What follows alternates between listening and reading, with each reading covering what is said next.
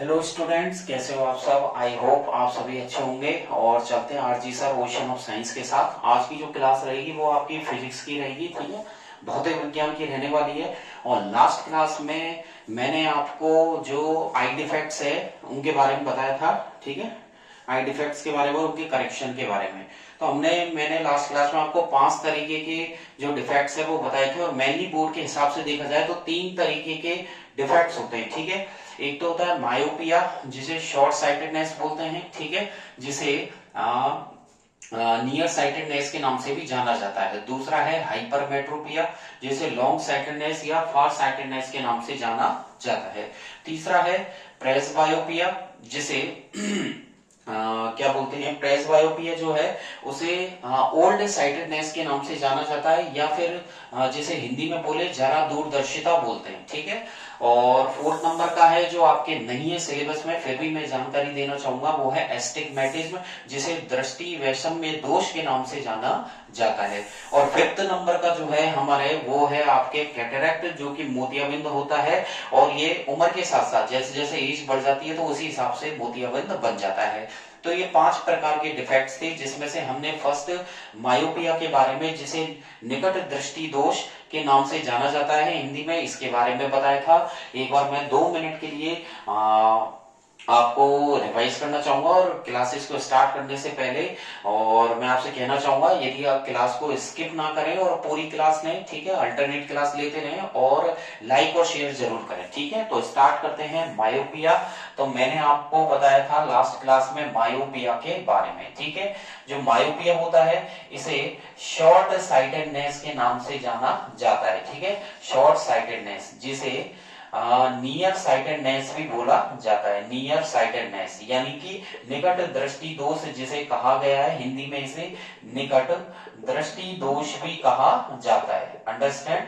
और इसमें क्या होगा, जैसे कि इसका नाम निकट है यानी कि नियर साइटेडनेस है, शॉर्ट साइटेडनेस, तो इसमें व्यक्ति को शॉर्ट की यानी कि उसके पास वाली वस्तु यानी कि नियर वाली ऑब्जेक्ट तो बिल्कुल उसको क्लियर दिखाई देंगी, ये तो आपको क्लियरली दिखाई देंगी। और दूर वाली वस्तु जो फार अवे ऑब्जेक्ट है, या बोलते हैं डिस्टिंक्ट ऑब्जेक्ट, क्या बोल सकते हैं उसे, डिस्टिंक्ट ऑब्जेक्ट बोल सकते हैं, वो व्यक्ति को क्लियर नहीं दिखाई देते हैं, ठीक है।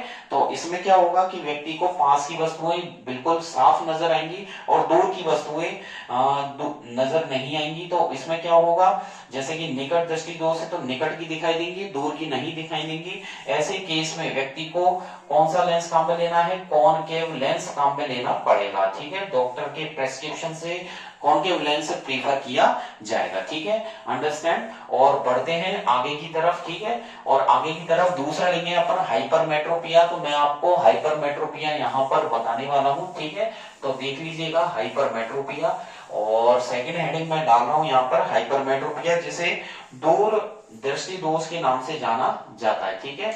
इसे लॉन्ग साइटेडनेस बोल सकते हैं, या इसे फार अवे साइटेडनेस बोल सकते हैं, ठीक है, फार साइटेडनेस के नाम से भी इसे बोल सकते हैं हम लोग, ठीक है। तो यहाँ पर हो गया सेकंड नंबर का हाइपरमेट्रोपिया, ठीक है। यहाँ पर हेडिंग में डाल रहा हूं हाइपरमेट्रोपिया, हाइपरमेट्रोपिया, ठीक है, हाइपरमेट्रोपिया।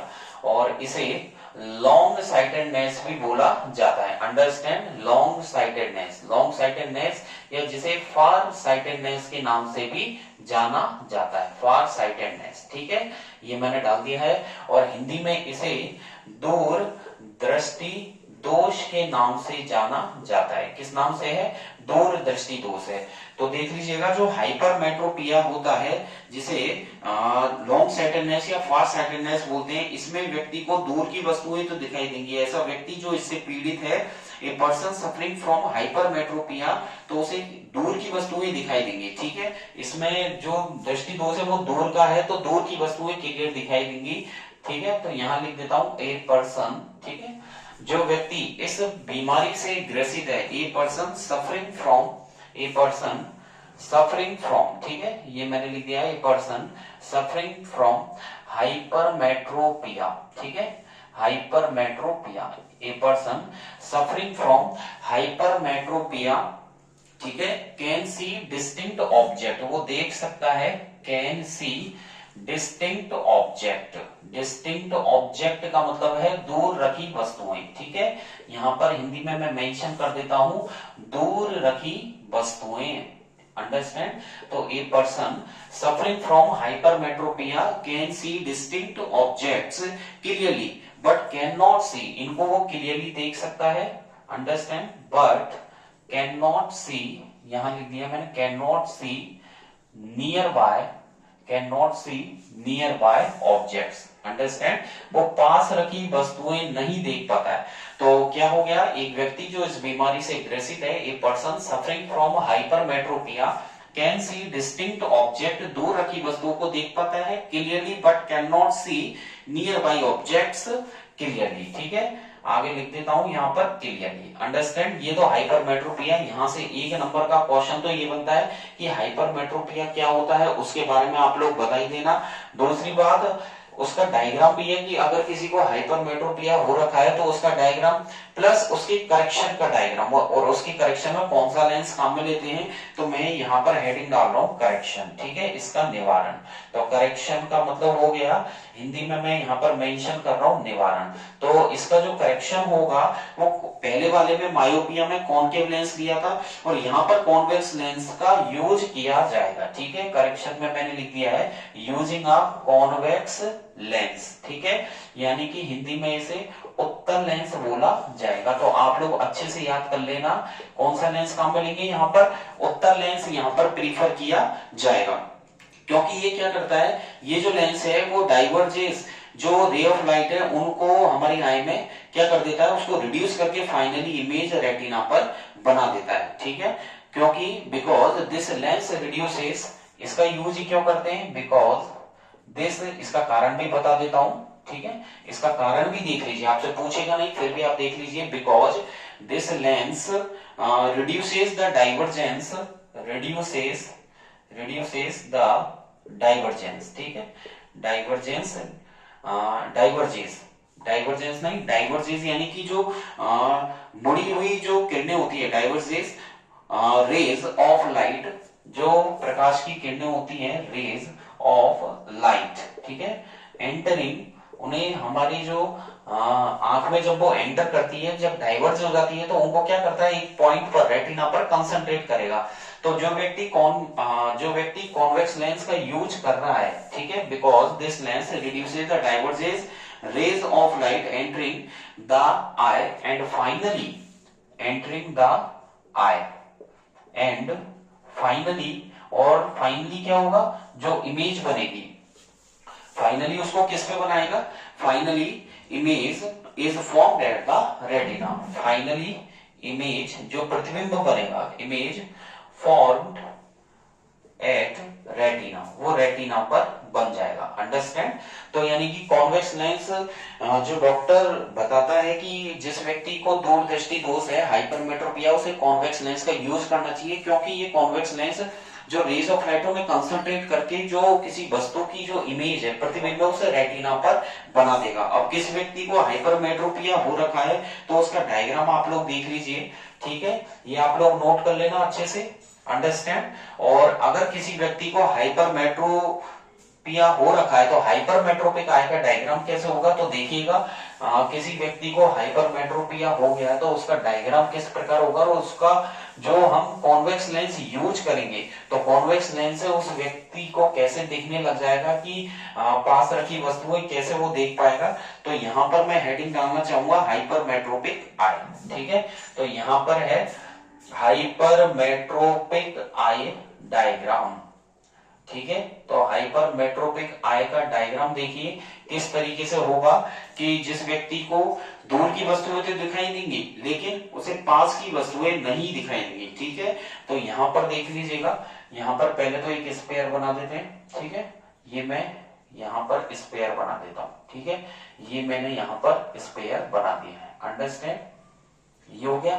फिर यहाँ से क्या करेंगे, यहाँ पर हम लोग बनाने जा रहे हैं ह्यूमन, ठीक है, ये मैंने ह्यूमन आई बना दी है, अंडरस्टैंड, ये मैंने ह्यूमन आई क्रिएट कर दी है यहाँ पर, ठीक है। और ह्यूमन आई बनाने के साथ साथ ह्यूमन आई जो होगा कौन सा लेंस है, बाई कॉन्वेक्स लेंस, तो मैंने यहाँ पर बाई कॉन्वेक्स लेंस बना दिया है, अंडरस्टैंड, ये हो गया बाई कॉन्वेक्स लेंस या डबल कॉन्वेक्स लेंस जिसका यूज किया जाता है। अब जिस व्यक्ति को हाइपरमेट्रोपिया है, मान लीजिए ये कोई पॉइंट है, ठीक है, यहां पर मैंने पॉइंट दे दिया है और एक पॉइंट ये रहा, ठीक है, उसे पास का पॉइंट और दूर का पॉइंट, तो वो दूर की वस्तुएं तो देख पाएगा लेकिन पास की वस्तुएं क्यों नहीं देख पाता है, तो देख लीजिएगा इसका नाम एंड इसका दे दिया है और इसका एंडेस दे दिया है। अब रे ऑफ लाइट यहां से आ गई, ठीक है, यहां से एंड पॉइंट से रे ऑफ लाइट आ रही है, ये एंडेस हो गया, और यहां से जब रे ऑफ लाइट जाएंगी तो देख लीजिएगा एक रे ऑफ लाइट तो बिल्कुल सीधी निकल गई यहां पर, ठीक है, ये मैंने एरो का साइन बना दिया है।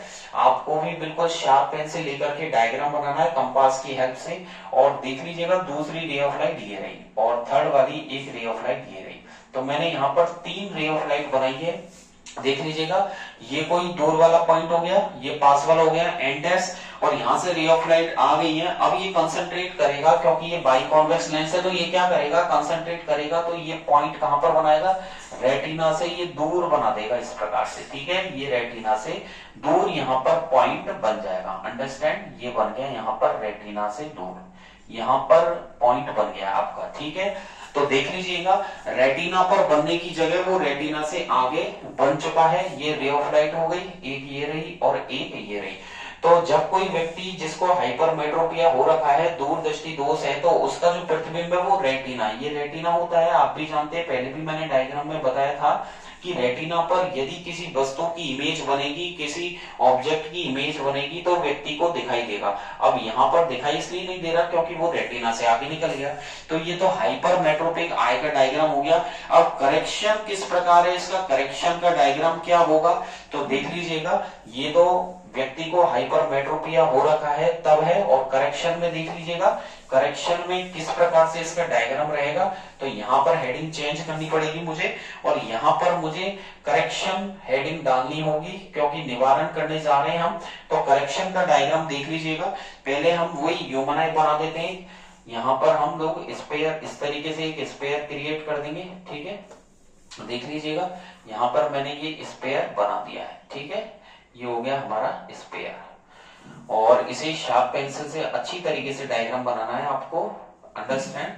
तो यहाँ पर देख लीजिएगा, यहाँ पर स्पेयर बनाएंगे इस तरीके से, तो ये ऐसे बनेगा, ठीक है, ये हो गया स्पेयर, और यहां से इस तरीके से, ठीक है, थोड़ा सा और बेंड दे देते हैं, इसमें थोड़ा शेप आ जाएगी, ये हो गया आपका हमारी ह्यूमन आई, ठीक है, ये हो गई हमारी ह्यूमन आई। यहां से हम लेंस लगाएंगे इस तरीके से, तो ये लेंस लगाएंगे, तो यहां से ये हो गया, ठीक है, ये इस प्रकार ये हो जाएगा, ठीक है, ये हमारा ह्यूमन आई होगी, और इस प्रकार से हम ये लगा दिया है मैंने यहाँ पर बाई कॉन्वेक्स लेंस, यानी कि डबल कॉन्वेक्स लेंस मैंने यहाँ पर लगा दिया है, अंडरस्टैंड, ये बाई कॉन्वेक्स लेंस हो गया। अब जिस व्यक्ति को दूर की वस्तु तो इसमें दिखाई दे, पास की उस व्यक्ति को नहीं दिखाई दे, तो वही एंड पॉइंट यहाँ पर हम लोग ले लेते हैं, ये मैं ले लेता हूं, ठीक है, एक दूसरा पॉइंट मैंने यहाँ पर ले लिया है, ठीक है, तो यहाँ पर हो जाएगा ये एन, यहाँ पर दे दिया है मैंने एन, और यहाँ पर दे दिया मैंने एन डैश, अंडरस्टैंड, ये बाई कॉन्वेक्स लेंस, ये एन और एन डैश पॉइंट हो गया है।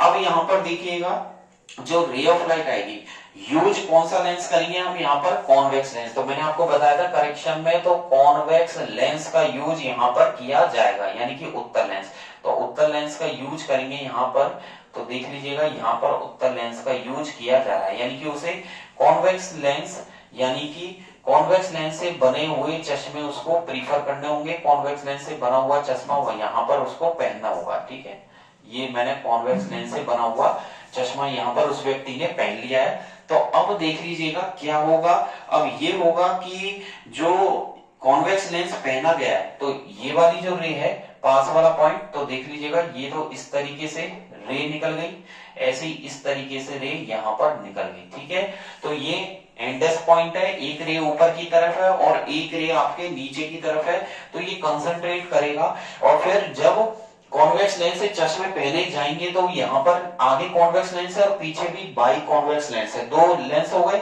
ये भी कॉन्वेक्स जिसे बाई कॉन्वेक्स लेंस बोलते हैं, या डबल कॉन्वेक्स लेंस, और आगे भी कॉन्वेक्स, तो डबल कन्वर्ज करेगा ये। तो इस प्रकार से यहाँ पर रे ऑफ लाइट आ जाएगी, ठीक है। ये इस प्रकार से रे ऑफ लाइट आ गई है, ठीक है। यहाँ पर रे ऑफ लाइट आएगी और यहाँ से निकलने के बाद ये रेटिना पर हमारी जो इमेज है वो इस तरीके से बन जाएगी, ठीक है। यहाँ पर ये रेटिना पर इमेज जो है वो क्रिएट हो जाएगी। तो इस प्रकार से जो इमेज है वो क्लियर यहाँ पर बनेगी, ठीक है। अंडरस्टैंड, यहाँ पर इमेज ये बन गई, ठीक है। यहाँ पर इमेज बन जाएगी। तो जहां पर रेज मिलेंगी वहीं पर जहां पर यानी कि कहां पर मिलेंगी, वो रेटिना पर ही मिलेंगी, बिल्कुल देख लीजिएगा, रेटिना पर यहाँ पर मिल जाएंगी, ठीक है। तो एक रे ये रही और एक रे, तो देख लीजिएगा बिल्कुल जब कॉन्वेक्स लेंस से बने चश्मे प्रीफर किए जाएंगे तो वो बिल्कुल एग्जैक्ट रेटिना पर उसकी इमेज बनाएगा, अंडरस्टैंड। और जो दूसरी रे ऑफ लाइट है वो जो दूर वाला पॉइंट है वो यहां से रे कंसंट्रेट होगी और यहां से, एक सेकेंड, यहां से रे कंसंट्रेट होकर के वो जो ये वाला पॉइंट है, ठीक है, ये वाला जो पॉइंट है यहाँ पर आकर वो मिलेंगी। तो एग्जैक्ट इमेज जो बनने वाली है वो रेटिना पर ही मिलेंगी, ठीक है। यहाँ पर वो रेटिना पर मिलेंगी। ऐसे यहाँ से हम लोग यहाँ मिला देंगे, इस प्रकार से आपकी रे ऑफ लाइट मिल जाएगी। तो देख लीजिएगा इस वाले जो एन पॉइंट है, एन पॉइंट से रे यहाँ पर मिलानी है, ठीक है, और एन ये इस वाली रे को यहाँ पर मिलानी है। तो ये इस प्रकार से जो जब चश्मा पहना जाएगा कॉन्वेक्स लेंस से बना हुआ वो इस प्रकार रेटिना पर इमेज बना देगा। ये आपका अंदर वाला पार्ट है जिसे रेटिना बोला जाता है, अंडरस्टैंड। तो इस प्रकार से उस व्यक्ति को दिखने लग जाएगा, ठीक है। तो ये जो है वो हाइपरमेट्रोपिया हो गया है। आगे चलेंगे हम प्रेसबायोपिया, जिसे जरा दूरदर्शिता बोलते हैं, ठीक है। और जरा दूरदर्शिता है, इसमें करेक्शन कर लेना, ये दृष्टि वैषम में दोष नहीं बोलते, इसे हिंदी में जरा दूरदर्शिता के नाम से जाना जाता है, अंडरस्टैंड। तो अब हम यहाँ पर हेडिंग चेंज करेंगे और यहाँ पर हम हेडिंग करने वाले हैं जरा दूरदर्शिता यानी कि प्रेसबायोपिया, अंडरस्टैंड। तो यहाँ पर जो हमारी हेडिंग रहेगी वो रहेगी थर्ड नंबर की जो डिफेक्ट्स है, थर्ड नंबर का हमारा जो डिफेक्ट्स रहेगा वो रहेगा प्रेसबायोपिया, अंडरस्टैंड। तो प्रेसबायोपिया देख लीजिएगा, यहाँ पर थर्ड नंबर हेडिंग डालने वाला हूं मैं प्रेसबायोपिया, ठीक है। प्रेसबायोपिया जिसे जरा दूरदर्शिता बोला जाता है, इसे हिंदी में जरा दूरदर्शिता बोला जाता है। और इस केस में व्यक्ति को दूर और पास दोनों की वस्तुएं नहीं दिखाई देती है, ठीक है ना। और ये स्लाइडिंग मसल के स्टिफनिंग के कारण होता है, स्लाइडिंग मसल्स में ठोसपन आ जाता है जिसकी वजह से होता है। और जो व्यक्ति इस प्रेसबायोपिया से वो ना तो पास की और ना ही दूर की वस्तु देख पाता, तो इस केस में उस व्यक्ति को डॉक्टर से जब वो चेकअप करवाते हैं या दिखवाते हैं तो इस केस में उस व्यक्ति को बाईफोकल लेंस की सलाह दी जाती है, अंडरस्टैंड। तो देखिए प्रेसबायोपिया में क्या होगा कि ये जो डिफेक्ट है वो ओल्डर पर्सन में पाया जाता है। तो ये जो डिफेक्ट है, दिस डिफेक्ट्स, मैं यहां लिख रहा हूं, this defects are usually found in older persons. तो ये भी आप लोग यहाँ पर लिख सकते हैं, ये ज्यादातर ओल्डर पर्सन यानी कि जो ओवर एज व्यक्ति हैं उनमें भी ये पाई जा सकती है, फाउंड इन ओल्डर पर्सन, ठीक है। और ये जो होती है स्लाइडिंग मसल्स की स्टिफनिंग के कारण होती है, ठीक है। इसका मेन कारण है प्रेसबायोपिया का ड्यू टू स्टिफनिंग, ठीक है। यहाँ पर लिख रहा हूं मैं ड्यू टू स्टिफनिंग, स्टिफनिंग को बोलते हैं ठोसपन, स्टिफनिंग को क्या बोलते हैं, ठोसपन बोलते हैं यहाँ पर। तो ड्यू टू स्टिफनिंग ऑफ किसकी वजह से, स्लाइडिंग मसल्स, ठीक है। यहाँ पर मैंने मेंशन किया है स्क्रीन पर, जो स्लाइडिंग मसल्स है उनमें उनका ठोसपन हो जाना है, यानी कि उनमें जो कठोरता आ जाती है, स्टिफ हो जाती है वो स्लाइडिंग मसल्स। इसके कारण क्या है, जो कर्वेचर है लेंस का वो कम हो जाता है, ठीक है। Curvature of lens reduces. आगे लिखेंगे हम कंट्रोल्स, ठीक है, controls curvature of the lens, ठीक है। मैंने यहाँ स्क्रीन पर मेंशन किया है कि this defect are usually found in older person due to stiffening of sliding muscles, control curvature of eye lens और कर्वेचर जो है वो क्या हो जाती है, रिड्यूस हो जाती है, रिड्यूसेस यानी कि कम हो जाती है, ठीक है, रिड्यूसेस। इसके कारण जो आई होती है वो उसका एकोमोडेटिंग पावर है जो वो लॉस हो जाता है, ठीक है। तो थस इसके कारण क्या होगा, थस द आई लॉसेस, ठीक है, खो देती है, thus the I losses it's accommodating power, ठीक है। एकोमोडेटिंग पावर मतलब हो गया जो दिखने की उसकी जो पावर है जिससे हम देख पाते हैं वो थोड़ा सा कम हो जाती है। Thus the eye loses its accommodating power। और जो व्यक्ति इससे पीड़ित है, those person who suffer from presbyopia, यहां पर लिख रहा हूं मैं those persons, ठीक है, ऐसे व्यक्ति जो इससे ग्रसित है, those persons whose, आपको ऐसे ही बोर्ड में लिखना है, वहां पे भी आपसे 2 नंबर का आएगा कि प्रेसबायोपिया किसे कहते हैं, इसका करेक्शन बताइए, ठीक है, इसमें कोई डायग्राम नहीं है। Those person whose suffer from presbyopia, ठीक है, प्रेसबायोपिया यानी कि जो व्यक्ति इस बीमारी से ग्रसित है, प्रेसबायोपिया, ठीक है, वो ना तो पास की ना ही दूर की ऑब्जेक्ट देख पाता है, ठीक है। तो हम लिख देंगे इसमें do not able to see nearby यानी कि पास की, nearby and distinct objects, दूर रखी वस्तुएं डिस्टिंक्ट ऑब्जेक्ट्स और पास रखी वस्तुएं नियर बाय ऑब्जेक्ट्स क्लियरली वो नहीं देख पाता है, ठीक है। तो whose suffer from presbyopia, ऐसे व्यक्ति जो इस बीमारी से पीड़ित है, do not able to see nearby and distinct objects clearly, ठीक है। और इस डिफेक्ट को करेक्ट किया जाता है बाइफोकल लेंस से। तो यहाँ पर इसका करेक्शन मैं नीचे स्क्रीन पर दे रहा हूं, तो आप देख लीजिएगा इसका जो निवारण है वो किस प्रकार रहेगा। इसमें हमें यूज करना होगा तो उस व्यक्ति को, जो व्यक्ति इस बीमारी से ग्रसित है, उस व्यक्ति को बाइफोकल लेंस का यूज करना रहेगा। कौन सा लेंस है, बाइफोकल लेंस है।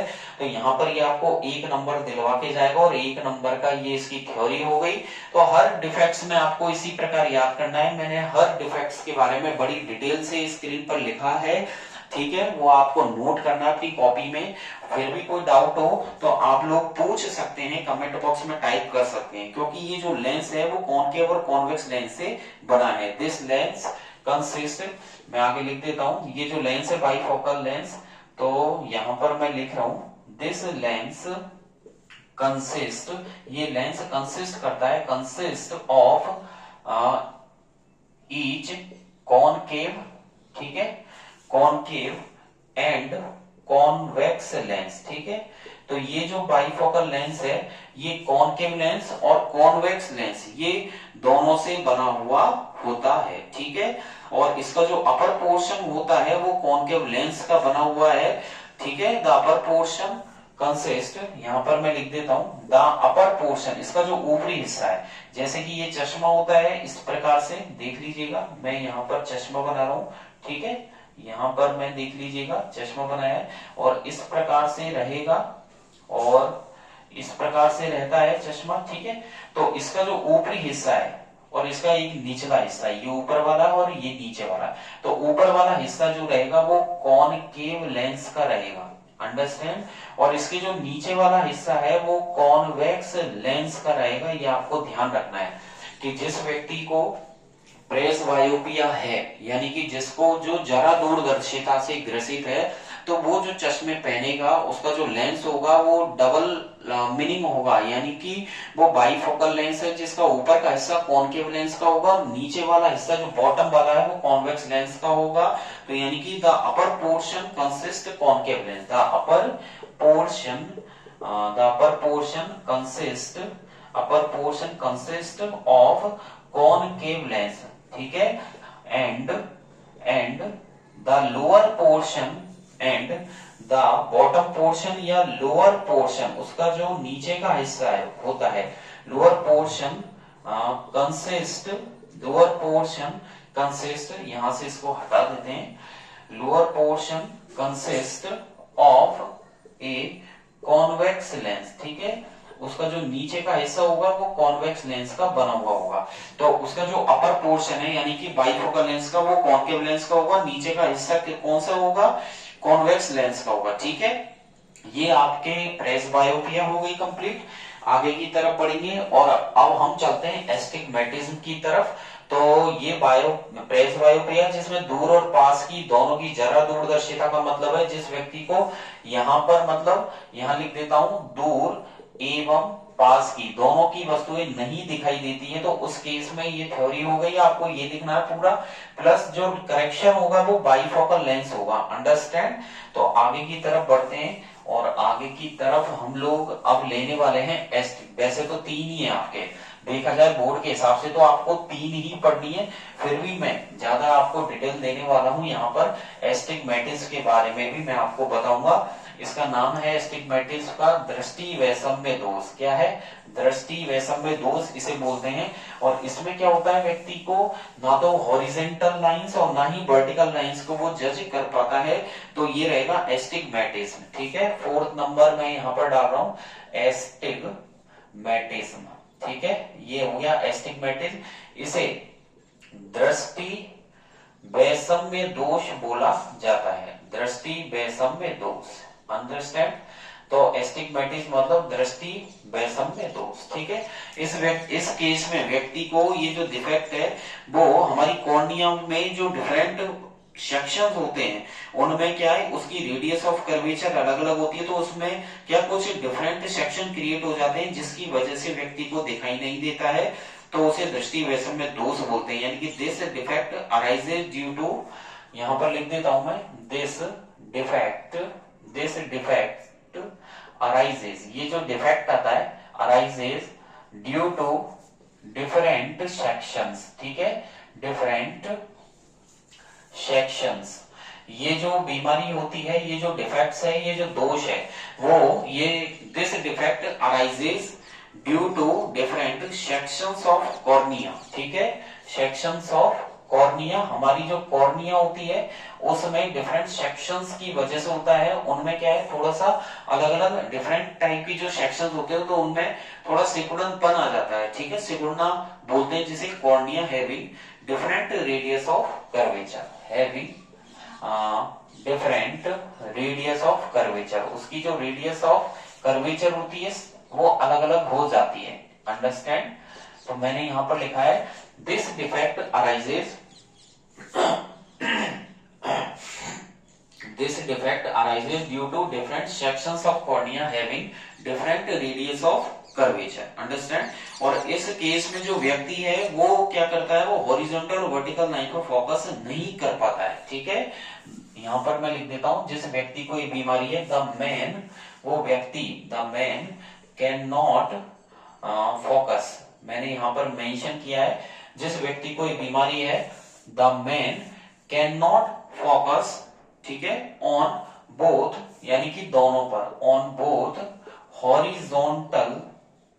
Horizontal and verticals, horizontal and vertical lines. यानी कि वो हॉरिजॉन्टल मतलब क्या बोलते हैं, आड़ी लाइनें, क्षैतिज लाइनें, इस प्रकार से हॉरिजॉन्टल है, ये क्षैतिज लाइनें हो गई।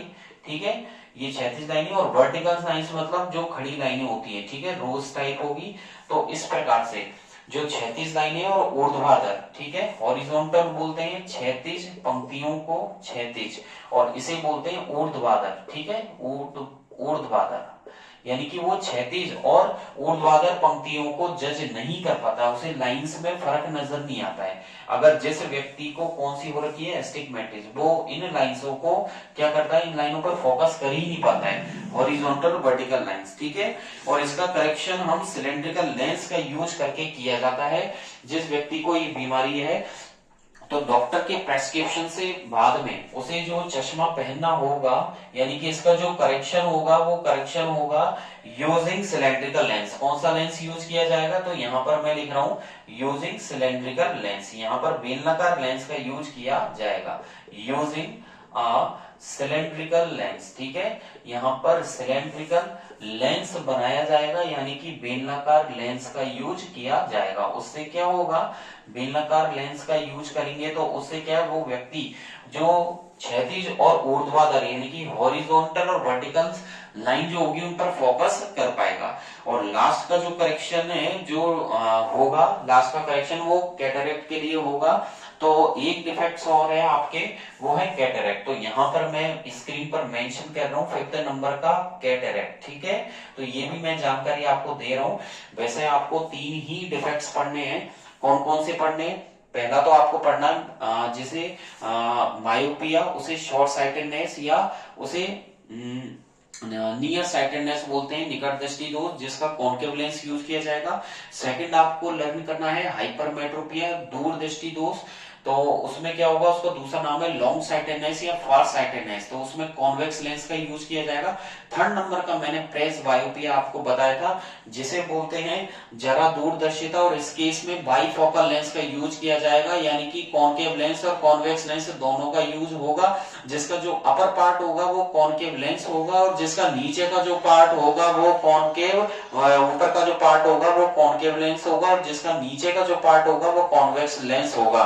तो यानी कि जो 2 प्रकार के ये जो मैंने बताए हैं आपके 3 प्रकार के हो गए, मायोपिया, हाइपरमेट्रोपिया और प्रेस बायोपिया, ठीक है। तो ये 3 प्रकार के आपके हो चुके हैं, और इनमें आप लोग अच्छे से याद कर लेना। आगे की तरफ चलें, आगे की तरफ बढ़ते हैं। कैटरेक्ट, जिसे हिंदी में मोतियाबिंद कहा जाता है। क्या कहा जाता है? जिसे हिंदी में मोतियाबिंद बोलते हैं। और इसमें क्या होता है कि व्यक्ति की उम्र, जैसे उम्र दराज व्यक्ति होते हैं, एज बढ़ने के साथ साथ उनके क्या होता है, जो लेंस होता है ना, लेंस में हॉल हो जाता है। अब लेंस में जब हॉल हो जाएगा तो ये है हमारा नेचुरल लेंस, और लेंस का काम है रिफ्रैक्शन करने का, यानी कि अपवर्तन करने का।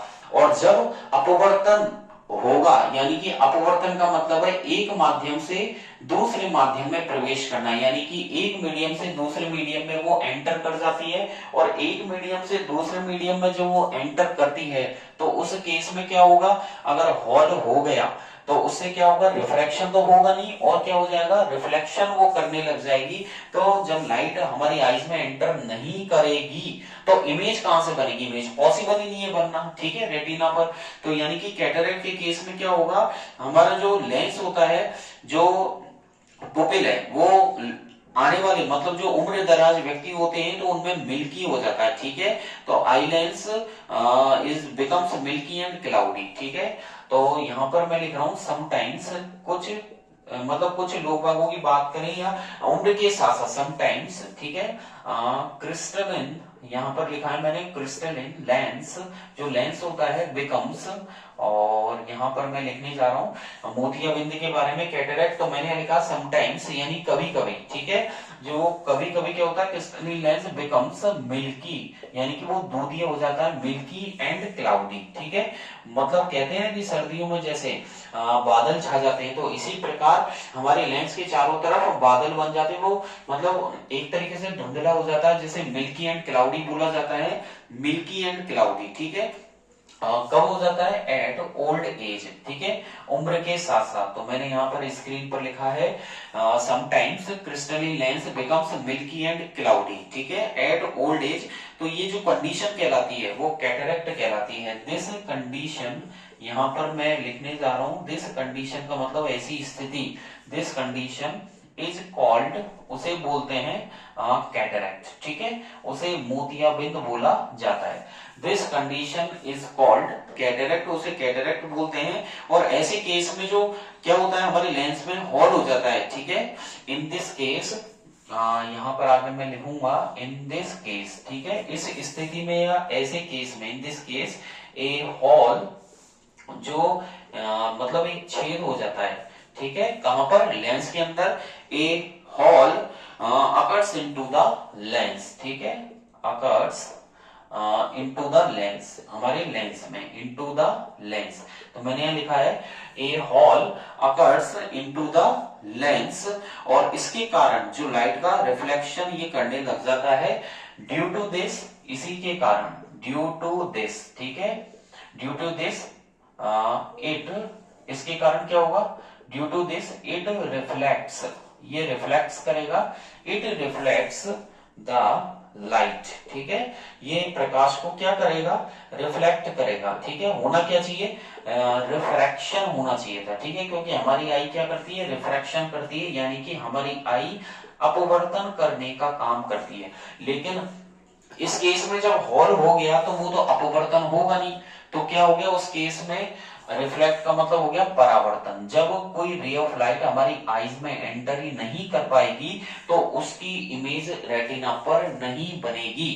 तो जब कोई प्रकाश हमारी आंख में जब एंटर करता है कॉर्निया के थ्रू, तो जो लेंस है वो इमेज बनाता है रेटिना पर, और जब हॉल हो जाएगा तो उस केस में क्या होगा मैं आपको बता देता हूं। जैसे ये लेंस है, ठीक है, ये लेंस है, और लेंस में अगर हॉल हो गया तो रे ऑफ लाइट क्या होगा, अगर आपको मोतियाबिंद नहीं है, किसी व्यक्ति को मोतियाबिंद नहीं है, तो उस केस में तो क्या करेगा, ये कंसंट्रेट कर देगा, ठीक है, वहां से कोई दिक्कत है ही नहीं है, ठीक है। लेकिन हॉल हो गया तो उस केस में रिफ्रैक्शन की जगह वो रे ऑफ लाइट बाहर से ही टकरा के मतलब अंदर तो एंटर करेगी नहीं, अंदर जा ही नहीं पाएगी, और बाहर से ही अपना रास्ता चेंज करके वापस रिफ्लेक्ट हो जाएगी, टकरा के आ जाएगी।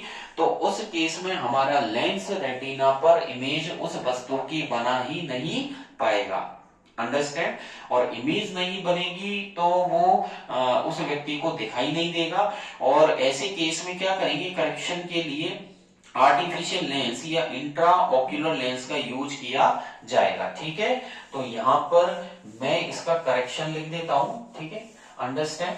यहां पर देख लीजिएगा, मैं हेडिंग डाल रहा हूं इसका करेक्शन, और इसका जो करेक्शन होगा, इसका जो करेक्शन यानी कि इसका निवारण होगा, तो निवारण जो किया जाएगा वो करेंगे यूजिंग, तो कौन सा लेंस, यूजिंग आर्टिफिशियल, ठीक है, यूजिंग आर्टिफिशियल लेंस, ठीक है, आर्टिफिशियल लेंस या जापानी लेंस जिसे बोल सकते हैं हम IOL।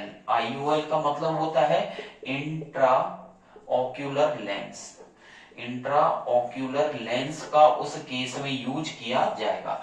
तो देखिए, जिस व्यक्ति को कैटरेक्ट है तो उस व्यक्ति का जो लेंस है वो मिल्की एंड क्लाउडी हो जाता है, तो उस केस में जो निवारण किया जाएगा, जो करेक्शन है वो है IOL, यानी कि एक आर्टिफिशियल लेंस है जो मशीनों से बनाया जाता है, जापानी मशीनों से ये बनाया गया है, और इसका नाम है, या बोलते हैं शॉर्ट में से IOL, यानी कि इंट्रा ऑक्यूलर लेंस का वहां पर यूज किया जाएगा। अब जो नेक्स्ट टॉपिक रहेगा वो आपके रहेगा reflection of light through a prism. तो मैं यहां से इनको हटा देता हूं और आपको लेके चलता हूं प्रिज्म पर, ठीक है।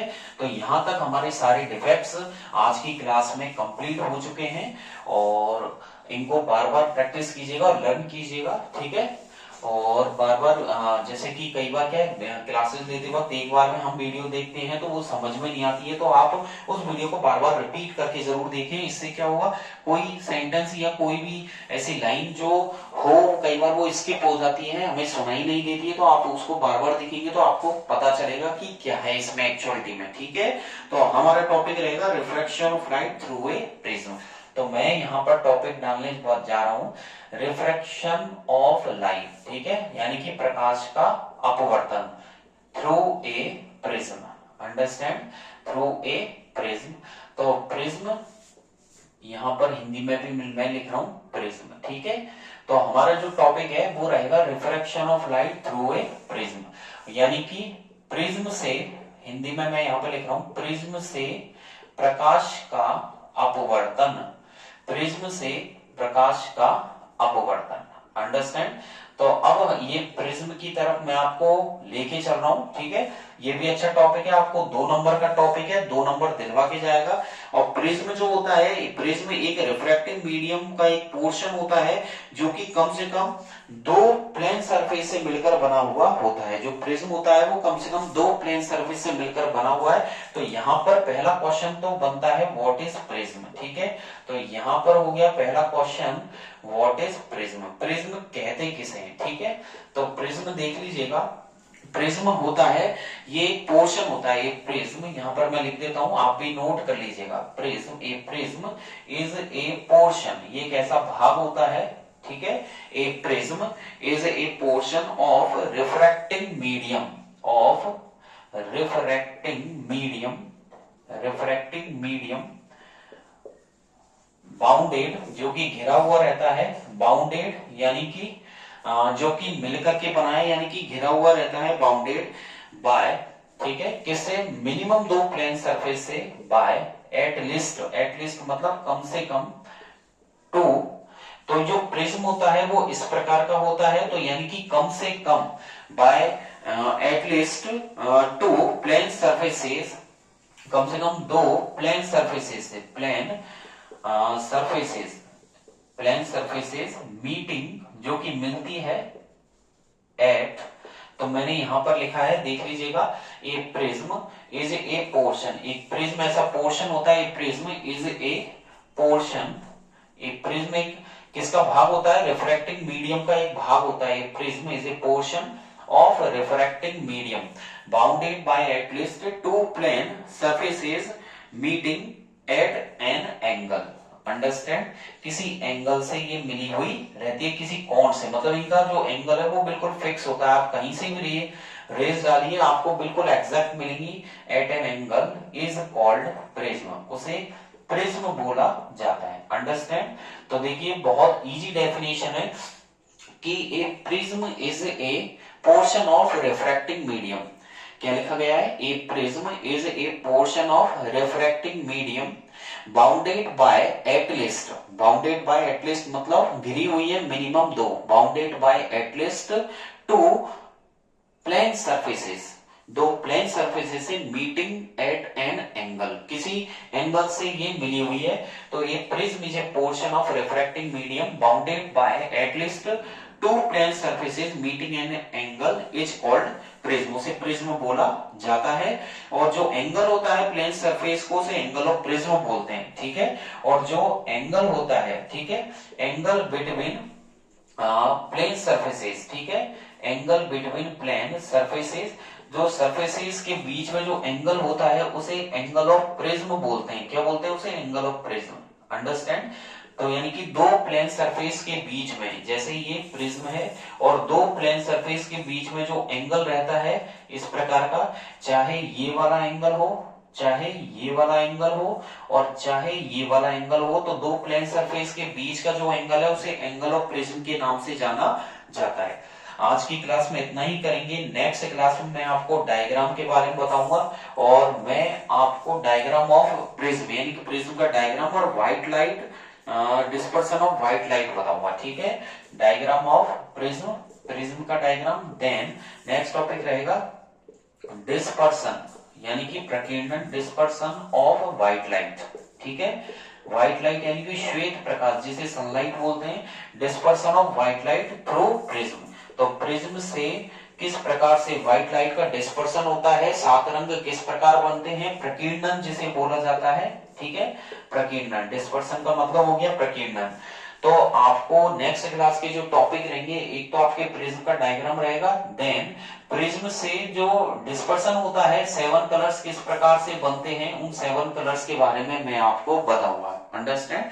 आज की क्लास आपको अच्छी लगी हो तो जरूर लाइक कीजिएगा और शेयर जरूर कीजिएगा अपने ग्रुप्स में भी, और आपको कोई डाउट रहता है, कोई क्वेरी की हम पूछ नहीं पाते हैं कई बार, तो कमेंट बॉक्स है उसमें आप अपने क्वेश्चन को लिख सकते हैं, डाउट लिख सकते हैं, वहां से आपको सेटिस्फाइड आंसर मिलेगा।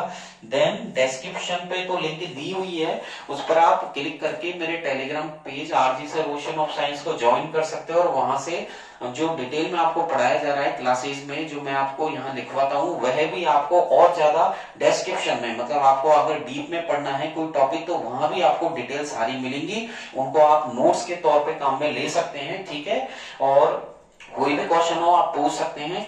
तो बेल आइकन जरूर आपको दिख रहा होगा साइड में, उस बेल आइकन पे क्लिक कर दीजिएगा, जिससे क्या होगा, जो जब भी मैं क्लासेस दूंगा, जब भी मेरा नोटिफिकेशन आएगा तो आपको जल्दी से जल्दी आपको वहां पे मिलेगा, ठीक है। तो इससे क्या हमें ये वेट नहीं करना पड़ेगा कि नेक्स्ट क्लास कब आएगी, आपको तुरंत उसकी मेरी अपडेट्स मिलेंगी, ठीक है।